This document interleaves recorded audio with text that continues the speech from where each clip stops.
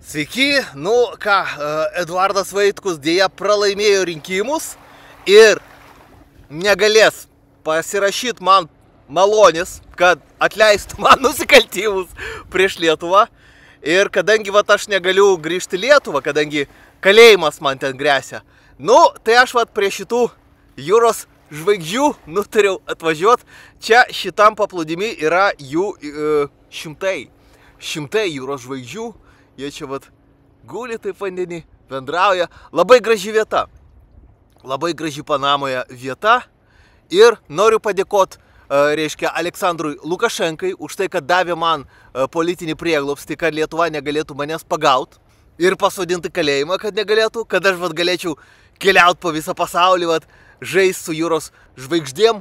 Kodėl aš žaidžiu su jūros žvaigždėm dabar? Todėl kad Aleksandras Lukašenka suteikė man politinį prieglobstį ir Lietuva negali pagauti manęs ir pasodinti kalėjimą dėl daugybės mano nusikaltimų prieš Lietuvą, prieš Lietuvos žmonės. Taip yra. Todėl visiems siūlau nusikaltėliams taip pat slėptis nuo Lietuvos policijos visur užsieniuose, ir neeiti į kalėjimą, kaip nuėjo Paleckis. Man tik tai gaila, kad lietuviai vis dėlto nenubalsavo už dvigubą pilietybę. Man jos nereikia, nes aš turiu politinį prieglobstį Baltarusijoje, tai yra geriau nei dvigubą pilietybę. Bet šiaip daug kitų yra nusikaltėlių, kurie negali pasidaryti politinio prieglobsčio Baltarusijoje, tai jiem padėtų dvigubą pilietybę. Bet aš tikiuosi, kad dvigubą pilietybę įves be referendumo. Bet šiaip man labai patiko, iš tikrųjų man labai patiko rezultatai Vaitkaus. Tai parodo, kad virš 100 000, 105 000 žmonių nubalsavo. Tai yra geras rodiklis žmogui, kuris atėjo nuo nulio. Labai geras rodiklis.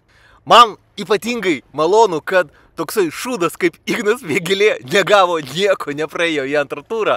Vadinas, mano pastangos atskleidžiant jo melus nenuėjo veltui. Žmonės priėmė labai protingą sprendimą. Toksai šūdas kaip Ignas Vėgėlė turi ir toliau likt šūdų Lietuvoje tenai. Pavyzdžiui, Ignas Vėgėlė negali keliauti po pasaulį kaip aš, dėl to, kad niekur jo neįleidžia, dėl to, kad jis smirda. Į Panamą jis negalėtų atvažiuoti. Panama jo neįleistų.